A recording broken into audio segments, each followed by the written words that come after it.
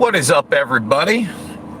I am sitting here in line for an oil change, and I'm going to go meet Andrew for action, or from Action for Assange after this. But I thought I would talk a little bit about the speech Trump gave yesterday and the names that he named for his victory garden. I'm calling it a victory garden. I know it's not a victory garden, but it's going to be this monument and statue-based thing where basically, you know, some of the names made sense, some of the names did not make sense. And I got to tell you, man, listening to Trump, he sounds tired. He doesn't sound Sleepy Joe tired, but he's doing more of the pauses after 2 to 3 words, right? So there's only so much of the rhetoric I can take, him bragging about, making the military great with a $2.4 trillion budget. Naming off a lot of the talking points that are for mainline politics. And even the vaccine talking point was a big one. That we're going to get this vaccine, and of course we're the greatest nation ever, et cetera, et cetera, et cetera. But the garden itself, right? Some of the names made sense. Jackie Robinson, Teddy Roosevelt. Did he say? I know Lincoln was in there. I want to say Jefferson, Harriet Tubman, Harriet Beecher, and I'm gonna forget the last name. A lot of them made sense, and then there were 3 to me that just, I don't know, they just felt so weird. They felt so weird.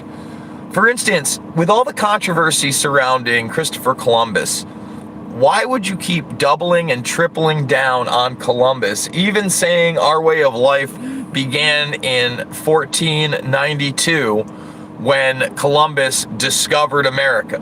When we know he really didn't discover America, he was, a conquistador on behalf of Spanish royalty. Let's be honest about it. So that one doesn't make sense to me. Ronald Reagan.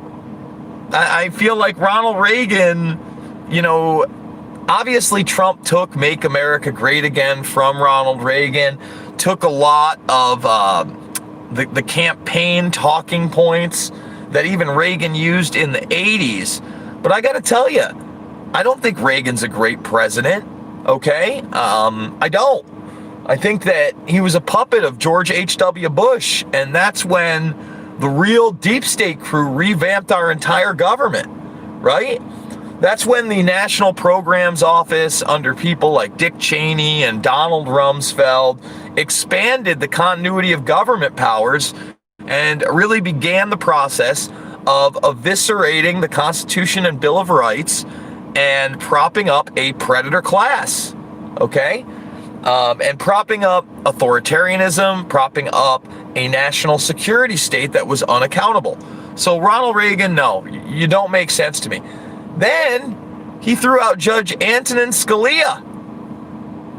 Listen, I'm not going to weigh into everything that Scalia did, but does he really deserve to be in, a garden of American heroes? I don't know that. And I think he's going to have problems with some of the names that he named. I'm not saying that everybody he named is going to be on there. I was encouraged by people like Teddy Roosevelt. But when he said Andrew Jackson, although Andrew Jackson took on the banks and, beat the bank in his lifetime, you got the Trail of Tears. He was pretty much an outward racist. So that is going to be problematic for him, in my opinion. On the other side of that, his speech largely talked about, this, aggressive mob that was trying to that was kind of basically trying to destroy America. He was pretty adamant about it. And at one point he talked about, it doesn't matter what color you are, what religion you are, what creed you are, we are one America. And yet somehow, when I was listening to the CNN wrap-up by, I think it was Jeremy Diamond, it was just, it's all white power, it's all divisive. He keeps bringing up the very fine people comment about Charlotte, and it's just such a misrepresentation of what the guy says sometimes that I understand why people gravitate towards him, because he is attacked constantly. I mean, my goodness. So, I don't know. I think that no matter what, if we had a fair and honest election, it's still a landslide for him, because you literally have somebody who's visibly senile running against him that I don't believe is going to be able to, sound even coherent in a debate. That's one thing, right? That's one thing. But 2, his policies are awful. 3, he hasn't named a running mate. 4, he's not going to hold any rallies. I mean, Joe Biden really has no chance unless this craziness continues and they do mail-in ballots in the majority of states. Okay? And we know that, at least the majority of Democratic states are already kind of leaning into that. Here in Ohio, like, I'm looking at this one woman and she's wearing her mask in her car while she's waiting for this oil change. It makes no sense to me. At least I don't have to wear a mask when I'm talking to people, when I go in, I don't have to sign things. It's a little bit better than what New York was. Similar to what New Hampshire is, but New Hampshire, again, it made me sign that waiver saying that, I had somehow quarantined myself for 14 days. Hopefully we're going to spend a few days here. We'll see what happens. I'm going to meet up with, like I said, Andrew from Action for Assange in a bit. We're probably going to talk about the latest in the Julian Assange case, the fact that's coming up in September. It's extremely important. It's as important, in my opinion, as this latest Ghislaine Maxwell ordeal. And again, let me just put out a small apology. I'm certainly not going to take back anything I said, but let me say, I don't mean to get aggressive with people that have supported me and question things on this show. That's not what this is about. I get frustrated when memes and talking points are basically thrust upon me and I don't think they're genuine, right? And it's not that I don't think the people saying them are genuine. I just don't think that it's a genuine criticism or argument yet. How we doing, Drufus? Good to see you, brother.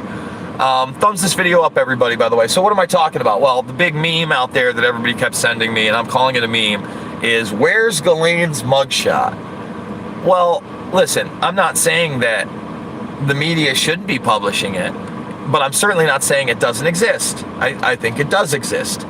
And as far as the processing and why she didn't show up in court in New Hampshire, that was answered very, very early on, that her lawyers went to forego anything that was going to take place locally at New Hampshire, and they wanted her detention hearing to be in Manhattan because it was the Southern District of New York with the FBI, just like Epstein. Remember, I believe Epstein was picked up on a New Jersey tarmac outside of New York as well, brought to New York. I think the bigger issue is that it's the same crew that brought Epstein in, and it's also the same crew that's going to be watching Ghislaine Maxwell in MCCC. That's a problem. That's a problem. MCCC, obviously corrupt, and the bigger issue is, there were no suicides in MCCC for 13 years, according to the head of that prison in those hearings, and that was never publicized.